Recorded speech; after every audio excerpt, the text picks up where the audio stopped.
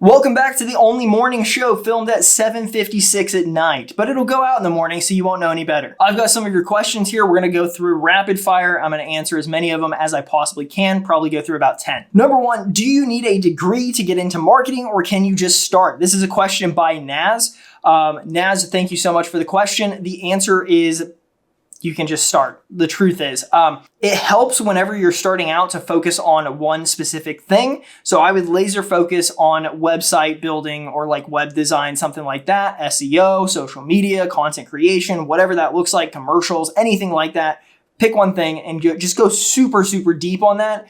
Try to learn as much as you can. That way you have one very strong pillar. And then once you've gone really deep, you can actually start to go kind of wide and start learning other things, right? The other things that I mentioned just now. What's something you wish you knew before getting into marketing? I actually have a list of 100 things I wish I knew. And it's a free ebook that I have and it'll be in the description down below this video. So it's literally 100 lessons that I wish I learned before I started my business. It's actually 100 lessons I learned while doing my business for 10 years.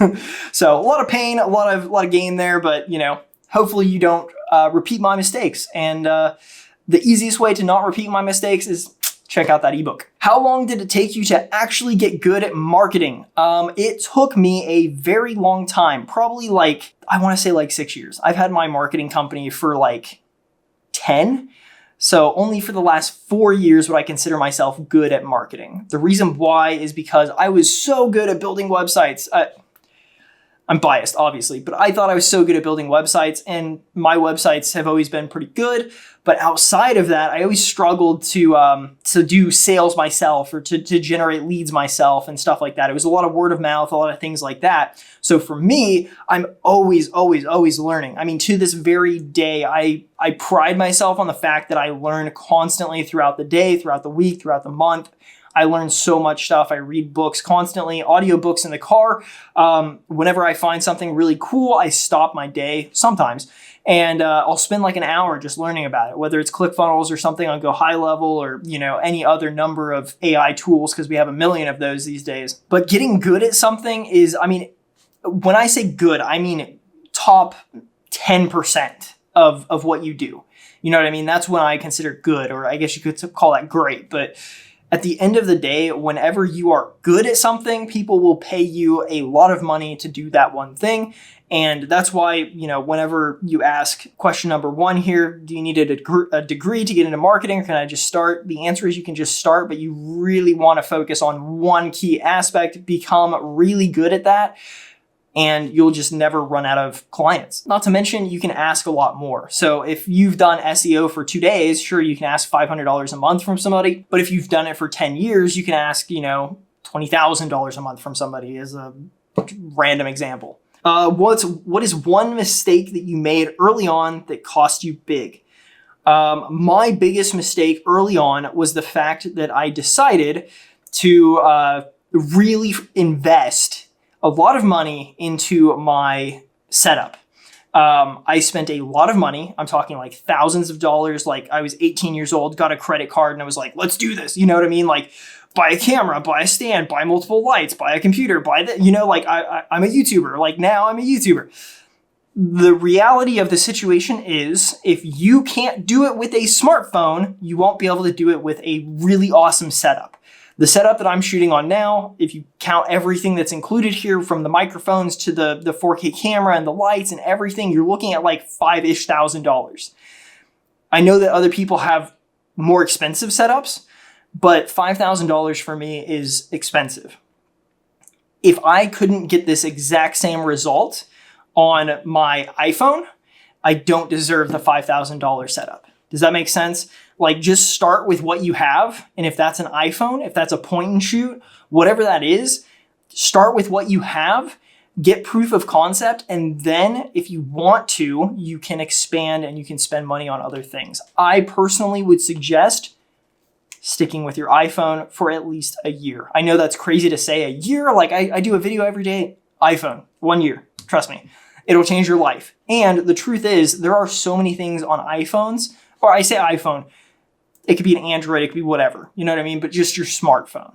Just start on your smartphone and just don't spend money. Don't go into debt over something stupid. That's something that I did Please avoid that. So dumb. How do you stay motivated when nothing seems to be working? This is such a difficult one. I'm a very calm person, very super chill, very low like levels of excitement.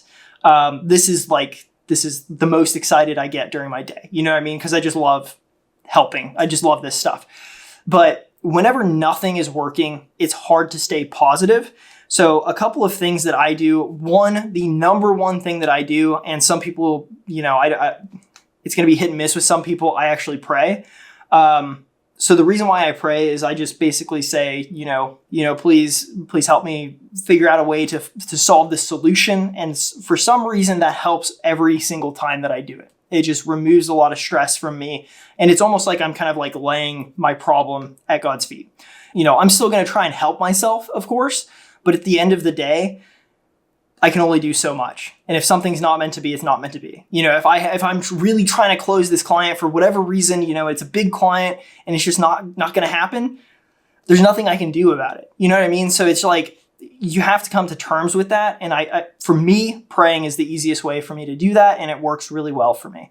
Other solutions, if you're not a big prayer person, I would say, like working out, yoga, pickleball, stuff like that. Go do something that you really enjoy that's kind of outdoorsy where you can breathe a little bit. Just go on a walk. Walk your dog. Go on a walk by yourself. Just breathe a little bit and just disconnect from life, if that makes sense, for a little bit. Just kind of get your mind out of it and just, you know, life's going to kick you like when you're down. It's how things happen, and there's not much that you can do around that. You know what I mean? So there's no reason to be negative about it. Try and be as positive as you can and try and find a way to keep yourself in that positive mindset by going on a walk or doing what you like, or like me, I pray. If you were to start over today, how would you learn marketing? Okay, so this is a really cool one. I guess kind of like a book promo again. Check out the book. Just trust me, get the book. It's not about marketing necessarily, but there are pieces in there about marketing.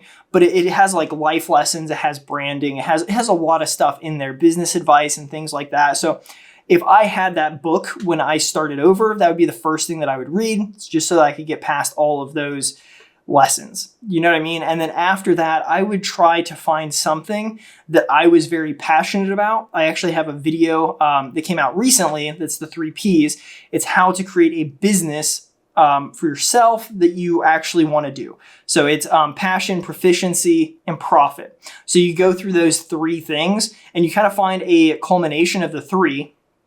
It's a Venn diagram. It's 3 circles, right? So whenever things start to overlap, all 3 of them overlap. That's how you know you have a really good idea.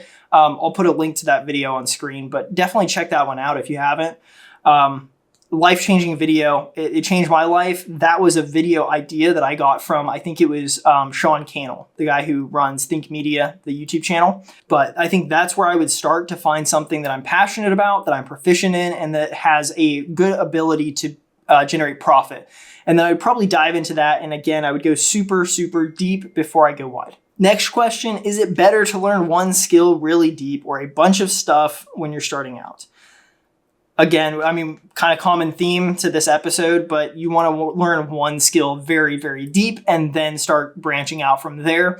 The reason why is because if you are really good at one thing, people will come to you for that one thing and you can charge more. You can kind of stabilize yourself with that. And then all you have to do is just start working on other stuff. You know, add one more thing the year after and another thing the year after, you know, whatever that looks like until you're starting to really become kind of a polyglot whenever it comes to marketing or whatever industry you're in. Do you think companies even care about degrees anymore if you're good at what you do?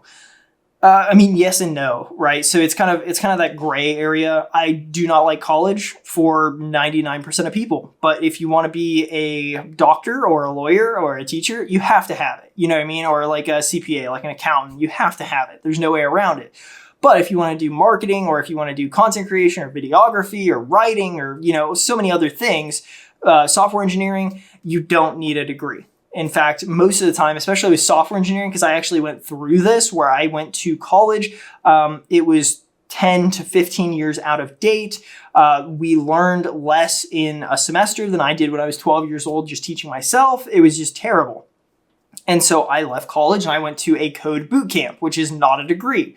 It's just a code bootcamp where you learn everything very quickly, you do real life projects, and then they guarantee you a job at the end of it. And so that was the track that I went down. Amazing decision, by the way. Way better than college, way cheaper than college. So it depends, but just kind of research and see what people do, what people don't do, what's acceptable, what's not acceptable. You know, if you're like, well, I want to be an accountant, but I don't want to go to college, it's going to be very difficult. You know what I mean? I don't even know if it's possible. So just keep it in mind, do some research. And what is the hardest thing about getting your first client or customer? It is a massive pain. It's the same concept. It's kind of like getting your first 100 subscribers on YouTube is insanely difficult. Getting 1,000, it's difficult, but not as difficult as 100. You know what I mean? So like getting your first client is very difficult unless you already have one lined up, which that's kind of the way that I would suggest doing it is even if you have to do it for free, right? So when I was just starting out, I actually would build websites for people and I would do it for free. And then after a while, I would do websites for like $700. And then after a while, I would do them for like $1,400. And then after a while, it was $1,800. And then it was $2,000 or, you know what I mean? Like you just keep building up. But getting your first client, your first paying client, can be a massive pain. So what I always like to do in order to get that social proof in the door is I immediately just kind of give them either do it for free. That way I can get social proof. That way down the road, I can say, hey, I did this for this guy. Would you pay me $400 to build you a website? I know $400 isn't much. That's how I started. But that's kind of the way that I found to do it. I know a lot of people don't like the whole, like, I won't work for free thing. Like a lot of people don't want to work for free. And I totally understand that. But whenever you're just starting out, it is important to do, I feel like, just because it worked very well for me. So you use your first customer who's free to get your second customer who pays, you get your third customer who pays more, who, so on and so forth. That it continues. And question number 10, what is something about marketing that nobody really talks about that is super important?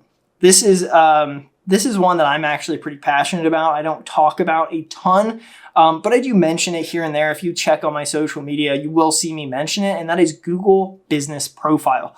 One thing that I notice is, let's talk facts here. Google is the biggest search engine in the world, okay? To be on Google Business Profile, all you have to do is have an EIN, and I don't even think you have to have like an actual office location, because I think there's like a setting on there that's like, I have no office. So you have to have an EIN and a way to prove yourself. And then your business is on Google. But your business isn't competing against websites, it's competing against other profiles.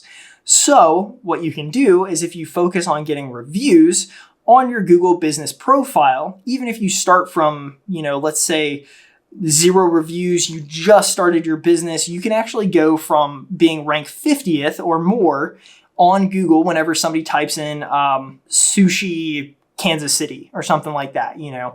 You can go from not even ranking on that to being within the top 10 in like a couple of weeks if you really focus on just getting a lot of reviews. That's the biggest thing that small businesses and new businesses do not focus on, that they need to focus on, is Google Business Profile. It is an absolute game changer and it's free. All you have to do is just consistently ask people to give you reviews, and people will, whenever you ask somebody to give you a review, 9 times out of 10, it's actually like 70% of the time, somebody will say yes. Like, I will give you a review because you asked. And it helps massively for businesses. So basically you're taking the best search engine, the most used search engine that has 2 billion daily active users or whatever the number is, and you are basically cheating the system because you're using this other feature that not a lot of people are focused on, right? A lot of people are focused on SEO.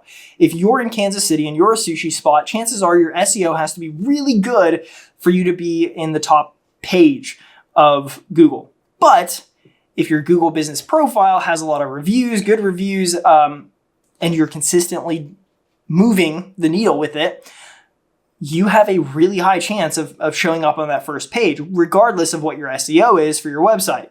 That's just kind of how Google Business Profile works. So if you're a small business, new business, anything like that, especially if you're locally focused, Google Business Profile needs to be one of the biggest focuses that you have right now. Oh, okay. So that was 10 questions. Thank you guys for asking those questions. Feel free to ask more questions in the comments down below this video or on any of my other videos, and I will pull them in for next week's episode. It's awesome answering these questions for you guys. It really gives me a bit of insight into what you guys care about, and it helps me make content going forward. So I appreciate all of you guys. Don't forget to grab that ebook in the description down below. It's free. Anyway, much love and peace.